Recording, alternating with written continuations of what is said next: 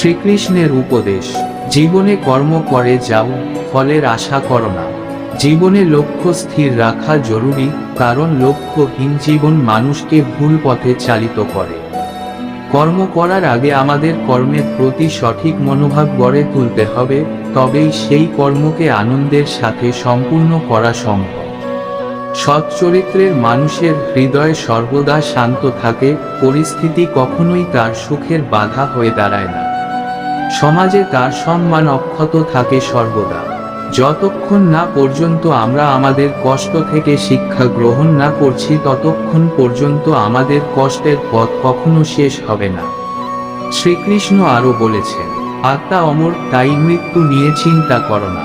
জীবনে যত কঠিন পরিস্থিতির মধ্যে দিয়ে যাবে, ততই তোমার ব্যক্তিত্ব প্রখর হবে।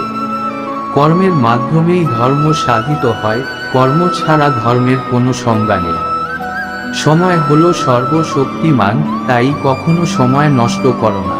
তোমার যা করণীয় তাই করো, কিন্তু অহংকার দিয়ে নয়, লালসা নয়, হিংসা নয়, ভালোবাসা, মমতা, নম্রতা ও ভক্তি দিয়ে। এই চ্যানেলের নতুন হয়ে থাকলে চ্যানেলটাকে সাবস্ক্রাইব করবেন এবং ভিডিওটা ভালো লাগলে লাইক করবেন।